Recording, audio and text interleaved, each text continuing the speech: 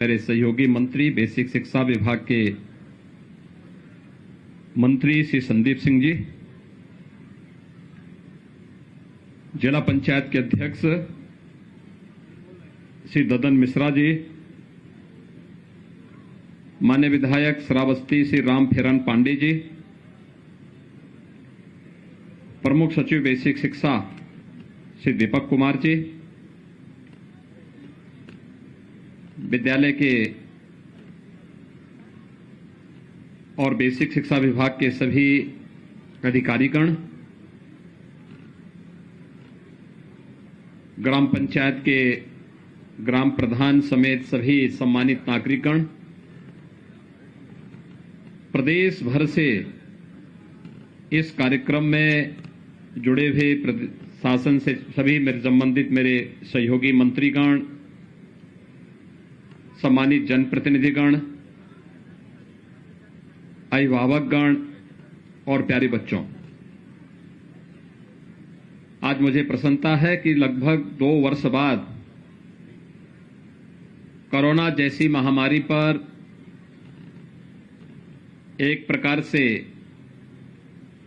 प्रभावी अंकुश तात्कालिक दृष्टि लगाने के बाद हम लोग फिर से स्कूल चलो अभियान के इस कार्यक्रम के साथ जुड़ रहे हैं। मैं इस अवसर पर सभी प्रदेश की अपनी इस भावी पीढ़ी नौनिहाल बच्चों का हृदय से स्वागत करता हूं। उन सब का मैं स्कूल चलो अभियान के अवसर पर हृदय से मैं उनका अभिनंदन भी करता हूं। हम सब ने विगत 2 वर्ष इस सदी की सबसे बड़ी महामारी कोरोना का सामना करते हुए व्यतीत किए। कोरोना में देश के अंदर प्रधानमंत्री मोदी जी के नेतृत्व में जान भी और जहान भी बचाने का भरपूर प्रयास किया गया। हर एक व्यक्ति का जीवन हमारे लिए महत्वपूर्ण है। उसके जीवन को बचाने के लिए फ्री में टेस्ट, फ्री में उपचार और फ्री में वैक्सीन की व्यवस्था भी की गई। समाज के प्रत्येक तबके ने एक बार फिर से इस बात को साबित किया है कि भारत किसी भी संकट के समय अपने नेतृत्व के प्रति अटूट निष्ठा के साथ जब एकजुट होकर के इस लड़ाई को लड़ता है। बात महात्मा बुद्ध ने अपने सर्वाधिक आध्यात्मिक साधना के चातुर्मास इसी जनपद में व्यतीत किए थे। भगवान बुद्ध ने कहा था, अप दीपो भव, यानी अपना दीपक स्वयं बनो और स्वयं ही हमें अपने आप को पहचानने की ताकत अर्जित करनी पड़ेगी। और मैं अपील करूंगा प्रदेश भर के अपने सभी जनप्रतिनिधियों से, उद्योगपतियों से, सुधीजनों से कि वे लोग शिक्षा के प्रचार प्रसार के इस पवित्र अभियान के साथ जुड़ करके ऑपरेशन कायाकल्प में एक एक विद्यालय को गोद लेकर के उसे सभी प्रकार की बुनियादी सुविधाओं से आच्छादित करने के इस कार्यक्रम के साथ जुड़े, जिससे प्रदेश भर के सभी विद्यालयों को और वहां पर अध्ययन कर रहे सभी बच्चों के लिए हम अच्छी सुविधाएं उपलब्ध करवाने में अपना योगदान दे सकें। आज जब सरकार ये सभी प्रकार की सुविधाएं दे रही है, मेरी सभी बेसिक शिक्षा परिषद से जुड़े हुए जितने भी बेसिक शिक्षा अधिकारी हैं या फिर ब्लॉक स्तर पर शिक्षा विभाग के अधिकारी हैं, प्रधानाचार्य हैं, शिक्षक गण हैं, अन्य कर्मी हैं, इन सब से मेरा आग्रह होगा वे अब सुनिश्चित करें, अब जब हम लोग यूनिफॉर्म के पैसे, बैग और बुक्स के पैसे, स्वेटर, जूते, मोजे के पैसे डीबीटी के माध्यम से उन बच्चों के अकाउंट में देने का कार्यक्रम, बच्चों और अभिभावकों के अकाउंट में देने का कार्य कर रहे हैं, तो हमारा एक प्रयास होना चाहिए, हम ये सुनिश्चित करें एक समय सीमा के अंदर सभी बच्चों के लिए निर्धारित uniform bag, books, shoes, socks, sweater, ये जो भी आनी है, अभिभावक इसको खरीदने की कार्रवाई को भी आगे बढ़ा दे। ऐसा ना हो कि पैसा गया और बच्चा बिना यूनिफॉर्म के स्कूल आ रहा है। दूसरा, स्कूल में केवल पठन पाठन के साथ ही अगर हम उस बच्चे को खेल कूद की गतिविधियों के साथ नहीं जोड़ पा रहे हैं, उस बच्चे को किसी रचनात्मक गतिविधि के साथ नहीं जोड़ पा रहे हैं, तो मुझे लगता है शिक्षा का एक ही पक्ष फिर हम पूरा कर रहे हैं। उस बच्चे के सर्वांगीण विकास की दिशा में हमें प्रयास करना चाहिए। मैं प्रदेश के अंदर बहुत सारे जनपदों में जाता हूं और जिन भी जनपदों में जाता हूं, बेसिक शिक्षा परिषद के स्कूलों में मैं अक्सर जाता हूं, क्योंकि बेसिक शिक्षा की आधारभूत इकाई है। अगर ये शिक्षा मजबूत होगी तो शेष अन्य शिक्षा अपने आप ही मजबूत होती हुई दिखाई देगी। और इसलिए जब मैं जाता हूं, मैंने देखा है 2017 के पहले जिन विद्यालयों में कोई सुविधा नहीं थी, 2017 के बाद स्मार्ट क्लास दी, स्मार्ट लगे हुए होते दिखाई देते थे। क्लास की स्थिति खराब थी, पेयजल की व्यवस्था नहीं थी, बालक बालिकाओं के लिए टॉयलेट की व्यवस्था नहीं थी, मिड डे मील की कोई पुरसा हल नहीं था। एक प्रकार की अव्यवस्था और अराजकता का वातावरण देखने को मिलता था। स्कूल आने वालों की संख्या कम, छोड़ने वालों की संख्या ज्यादा दिखाई दे रही थी। लेकिन आज जब लगातार 3 वर्ष तक स्कूल चलो अभियान प्रारंभ हुआ, आगे बढ़ा, तो मात्र 3 वर्ष के अंदर उत्तर प्रदेश में बेसिक शिक्षा परिषद के स्कूलों में 1,80,00,000 बच्चे इन्हीं विद्यालयों के में अपना नामांकन करा करके वहां पर अध्ययन के साथ जुड़े और उस बेसिक शिक्षा परिषद के साथ जुड़ करके शिक्षा की आधारशिला को मजबूती प्रदान करने में अभिभावकों ने अपना योगदान दिया। तो बच्चों ने आकर के इन स्कूलों को फिर से एक बार यहां की रौनक को बढ़ाने का काम भी किया। इस दौरान प्रयास हुए, हमने हर बच्चे को बैग, बुक्स, 2 यूनिफॉर्म, जूते, मोजे, स्वेटर, ये सभी कुछ उपलब्ध करवाने का कार्य किया। लेकिन साथ ही साथ ऑपरेशन कायाकल्प के माध्यम से हमारे माननीय जनप्रतिनिधियों ने, शिक्षा विभाग के अधिकारियों ने, पुरातन छात्रों ने, समाज के जागरूक नागरिकों ने, सबने मिलकर के एक अभियान प्रारंभ किया। और वह अभियान था जिसमें एक एक विद्यालय गोद लेकर के और उन विद्यालयों में अच्छी फ्लोरिंग बना देना, साफ सफाई की व्यवस्था कर देना, वॉल पेंटिंग की व्यवस्था करना, वहां पर बच्चों के लिए जो भी अन्य रोचक कार्य हो सकते हैं, सेपरेट टॉयलेट की व्यवस्था करना, पेयजल की व्यवस्था करना, वहां पर विद्युत की आपूर्ति हो सके, इसके लिए भी प्रयास प्रारंभ हुए। फर्नीचर देने के कार्य प्रारंभ हुए। मुझे स्वयं जब एक विधायक के रूप में जो विधायक निधि मिली, तो मैंने अपने विधानसभा क्षेत्र में हर विद्यालय में बेसिक शिक्षा परिषद से जुड़े हुए हर विद्यालय में फर्नीचर देने का काम किया, जिससे वहां पर हर बच्चा आकर के स्कूल में फर्नीचर में बैठ सके, कुर्सी मेज में बैठ सके, उस प्रकार की व्यवस्था वहां पर उनके लिए देने का कार्य हुआ। मिड डे मील के स्तर को सुधारने का कार्य हुआ।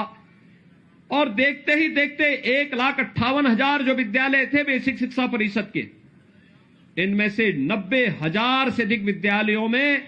ये सभी प्रकार की सुविधाओं से इसे आच्छादित करने का कार्य हुआ। आज बढ़कर के 1,04,000 परिवारों के प्रति है जिन्होंने अपने परिजनों को, मित्रों को, नाते रिश्तेदारों को खोया है। लेकिन हम लोग एक महामारी का सामना कर रहे हैं और भाइयों बहनों, इस महामारी से जीवन के प्रत्येक क्षेत्र प्रभावित हुआ, लेकिन स्कूली शिक्षा सर्वाधिक प्रभावित हुई। उस सब के बावजूद जब समाज खड़ा हो जाता है, नेतृत्व के साथ मिलकर के इस लड़ाई को लड़ता है, तो उसका परिणाम भी हमारे सामने उसी रूप में देखने को मिलता है। आज हम सब यहां पर फिर से 2 वर्ष के बाद स्कूल चलो अभियान के साथ जुड़ रहे हैं। याद करिए 2020 में, अप्रैल 2020 में इस समय लॉकडाउन था, सारी गतिविधियां बंद थी, पूरी तरह गतिविधियां ठप सी हो गई थी और ये लगातार अगले 2-3 महीनों तक चलता रहा। लेकिन आज उत्तर प्रदेश जैसे देश के सबसे बड़े राज्य की स्थिति पर हम जब चर्चा करते हैं तो उत्तर प्रदेश 25 करोड़ की आबादी का राज्य और 25 करोड़ की आबादी के राज्य में आज के दिन पर नाम मात्र के कोरोना के एक्टिव केस ही बचे हुए हैं। सारी गतिविधियां खुल चुकी हैं, 30 करोड़ से अधिक वैक्सीन की डोजेस दी जा चुकी हैं। जिन लोगों के काम धंधे प्रभावित हुए, फ्री में राशन की व्यवस्था उनके लिए एक बार नहीं, डबल इंजन की सरकार है, महीने में 2 बार फ्री में राशन की व्यवस्था भी उनके लिए उपलब्ध करवाने की कार्रवाई हो रही है। प्रवासी कामगार और श्रमिकों के लिए रोजगार सृजन की कार्रवाई युद्ध स्तर पर आगे बढ़ रही है। और उन्हीं स्थितियों में कोरोना कालखंड में प्रधानमंत्री मोदी जी के नेतृत्व में तकनीक का भी प्रयोग किया गया। ऑनलाइन एजुकेशन को बढ़ावा देने के लिए कार्य प्रारंभ हुआ। आज प्रदेश सरकार स्नातक प्रास्नातक के सभी छात्र छात्राओं को टैबलेट और स्मार्टफोन वितरण करने की कार्रवाई युद्ध स्तर पर आगे बढ़ा रही है। लेकिन हम सबको शिक्षा की सबसे बेसिक यानी जो सबसे आधारभूत इकाई है बेसिक शिक्षा, इस पर विशेष ध्यान दिए जाने की आवश्यकता है। बहुत सारे बच्चे होंगे जो 2 वर्ष के अंदर स्कूल का मुंह न देखे हों और अब स्कूल जाने में उनको थोड़ा आलस आ रही हो, और इसलिए तय किया गया कि हमें फिर से स्कूल चलो अभियान के कार्यक्रम के साथ हर एक बच्चे को जोड़ना होगा, हर एक परिवार को जोड़ना होगा और कोई बच्चा छूटने न पाए। इसके लिए समाज को एक संकल्प के साथ आगे बढ़ना आधारभूत इकाई है बेसिक शिक्षा, इस पर विशेष ध्यान दिए जाने की आवश्यकता है। बहुत सारे बच्चे होंगे जो 2 वर्ष के अंदर स्कूल का मुंह न देखे हों और अब स्कूल जाने में उनको थोड़ा आलस आ रही हो, और इसलिए तय किया गया कि हमें फिर से स्कूल चलो अभियान के कार्यक्रम के साथ हर एक बच्चे को जोड़ना होगा, हर एक परिवार को जोड़ना होगा और कोई बच्चा छूटने न पाए। इसके लिए समाज को एक संकल्प के साथ आगे बढ़ना होगा। भाइयों बहनों, शिक्षा यह एकमात्र साधन है जो प्रत्येक व्यक्ति के जीवन में परिवर्तन का कारक बन सकती है। शिक्षा ही वास्तव में प्रत्येक नागरिक को एक सही दिशा दे सकती है, हर एक व्यक्ति के सर्वांगीण विकास का आधारशिला खड़ी कर सकती है। और याद रखना, जब व्यक्ति सक्षम होगा तो समाज भी सक्षम होगा, और समाज सक्षम होगा तो राष्ट्र स्वयं ही सशक्त होता हुआ दिखाई देगा। और राष्ट्र की आधारभूत सक्षम होने के लिए जिस एक प्रयास की सर्वाधिक आवश्यकता होती है वह है कि हम हर व्यक्ति को, हर बच्चे को शिक्षित करें। ये न केवल हमारा नैतिक दायित्व है बल्कि हमारा ये राष्ट्रीय कर्तव्य भी बनता है कि अपने देश को दुनिया की एक ताकत बनाने के लिए हमें हर एक बच्चे को